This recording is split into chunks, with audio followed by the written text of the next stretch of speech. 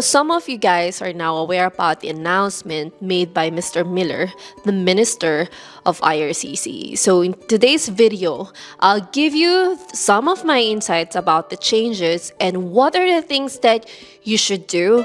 What are the things that you should plan ahead if you are thinking to study here? And I know some of you guys are close to giving up your Canadian dream.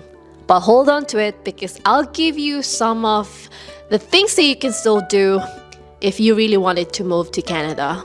So make sure that you watch this video until the end. Hi, my name is Coach MC and you are watching Study Live Explore Canada, and we guide aspiring international students to navigate their life here in Canada. If you're new to our channel, make sure that you are subscribed and also like this video if you want to see more updates for international students. So let's talk about the updates first before I'll tell you what to do next after these changes. So these changes, the updates are more like impacting aspiring international student. If you're inside Canada, you are not actually affected by these changes. So first update was about the capping international students. So there will only be 360,000 study permit that they will be issuing this year. And this will not include the ones who are going to pursue master's degree and PhD, and also the minor dependents who are about to apply for the study permit, and also the study permit extension. And the minister said the ones that will be impacted so much would be Ontario. They will expect 50% less international student this coming 2024 fall. So that's the main reason, guys. I told you so many times to stay away from Ontario, Toronto specifically. I actually made a video about the reason why you stay away from that city, because there's so much international student in that place. And imagine 50% of international students are going to Ontario. They have 500 international students. And then the rest of international students are spread out across Canada. And the number 2 is British Columbia. So as much as possible as well, stay away from Vancouver. Unless you're pursuing master's degree or PhD, or you're minor dependent, or you're extending your study permit, then you can be in Ontario. But if not, stay away from that province, especially Toronto. And if you're about to submit your application right now, hold on to it and double check, because the minister said that you will need the attestation letter included in your application. Otherwise, they will return your study permit application. And if you fall in these categories, then go ahead, you can submit your application. If not, wait until they have the process for the attestation letter. And the provinces will have a deadline until end of March. But the thing is, there's so many applicants now that are about to submit. I have so many students who are about to submit, and they're left in the dark. Like, we're in the limbo. Are you going to submit or not? Like, I don't know. It's just so frustrating how IRCC or the minister announced this kind of policy without any process in place yet. So I know how you feel, guys, but right now, just wait. The advice that we get from the schools, the institutions right now, don't apply unless you fall under these categories. Number 2 change, but this one I am not really impacted by this change because I actually stay away from these institutions that was mentioned in this announcement. This one is for the public schools with private institutions partnership.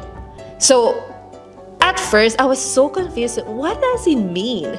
Like, they said, starting September 1, international student who begin a study program that is part of a curriculum licensing agreement will no longer be eligible for the postgrad work permit. And there's so many students got confused with this one because they thought that they don't have a postgrad work permit anymore. But read between the line. I got confused with this one as well, but this one is about the public schools with partnership with private institutions without the postgrad work permit. This is mostly in Toronto. So there's some schools, let's say, for example, Fanshawe College. So Fanshawe College is in London, Ontario, right? And then they have a campus in Toronto. So that's Fanshawe campus, like Toronto. So you thought like, oh, Fanshawe has its DLI and, like they have postgrad work permit. But the thing is, the one that is in Toronto, the campus in Toronto, that school is a private school. They're just using the license from Fanshawe. So I'm just using Fanshawe as an example. But that school, stay away from schools without postgrad work permit. Okay? So the question that I always get recently for the past few days since they announced this policy is like, do I have a postgrad work permit? Am I still eligible? Is my school still have that postgrad work permit? If your school is a publicly funded, yes, most likely you have the postgrad work permit. But if you're in the campus of a private institution, this is mostly in Toronto.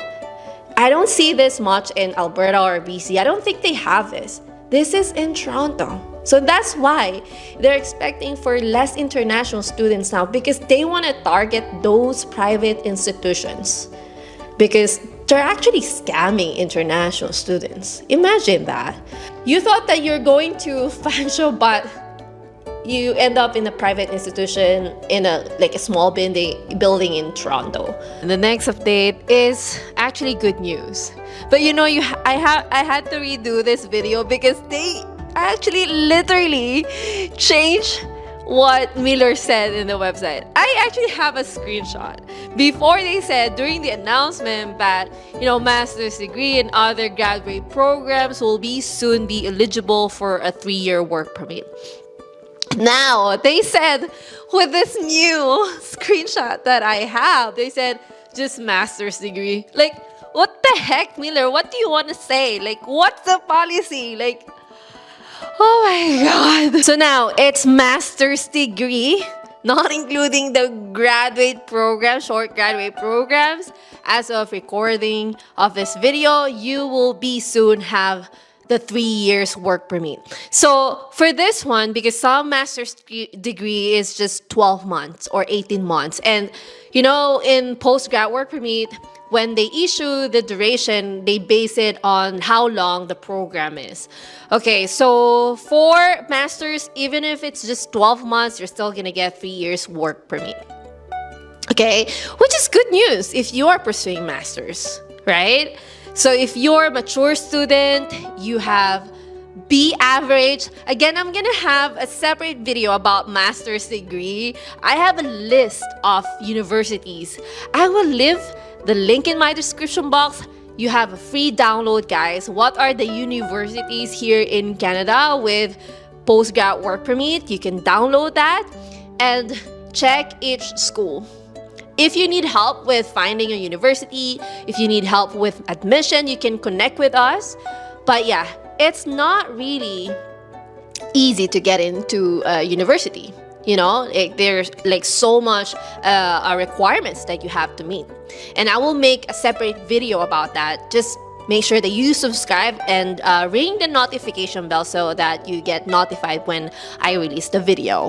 The next one is for our spouses. And this one is just so sad. It's so sad when I read this one, that you can no longer bring your spouse unless you're pursuing master's degree or PhD in Canada. But MC, you can still bring your spouse. I'll just get the master's degree. But the thing is, master's degree is not for everyone. Some people, they wanted to pursue, culinary, or they wanted to pursue heavy mechanic. Those programs are not master's degree. So I feel sad for my students. I'm really affected by this change because I have so much students with their spouse with them. And this one, we really have to come up with the, like a solution. When they announced this one, we had to, have a meeting with our students, like right away the next day, like, this is the situation and this is what we're gonna do. I'll give you four options right now, but I'll have another like video discussing about this one if you guys want. Just comment below. But first one is, if you have the chance to take the master's degree, take the master's degree. I'm telling you guys, if you have B average and you're willing to take the English test like Duolingo, there's a chance for you to get through the master's degree. But if you're undergraduate, I know you cannot take the master's degree, you can only take diploma or certificate, then the second option is, would you consider to be away from your spouse for 2 years or at least a year, right? Would you consider that? Because when I went to Canada, I took that option. I was away from my kid for 1.5 years. Actually, 3 years. 3 years in total. I was away. And then the next option for you would be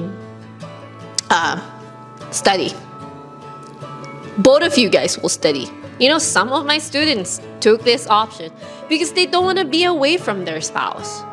And the last option, which is the least option that you should consider, is to go here as a tourist. Because if your work is remote, then you can just go here as a tourist and then you guys are together, But again, it depends on your situation right now. What's going to be the viable option for you? Because not every option is going to apply to you, right? It really depends. And if you need help, just reach out to us. So I received so much messages from my students telling me, I'm so grateful that I have you. I'm so grateful that I have SLE, because we did one-on-one calls with them. I had to talk to them one-on-one and tell them what to do, because I feel them, because you plan for this a year ahead. Some people plan 2 years ahead, and they thought that they can bring their spouse with them. And in just one snap, Miller said, you cannot bring your spouse. And that's the tough world that we're living in. Immigration change, And as long as if you're still outside, you are going to be affected. You're going to be impacted by this change. And that's why I encourage you to go to Canada as soon as possible. Don't wait until, they close the border to you. Because right now, you can still have that glimpse of hope that you can still go to Canada and be a permanent resident after graduation and, bring your dependents with you. But if you stay in the Philippines and do nothing, then you don't have any option but to stay there, right? So you have options right now. You just have to act right now, and don't wait until they change it again. So thank you guys for watching. I will make another video about the master's degree and about the situation now, about the spouse. I'll make another videos in the upcoming weeks. Make sure that you subscribe in our channel and like this video. Comment below what do you guys think about these changes, and I'll see you in the next one. Bye guys.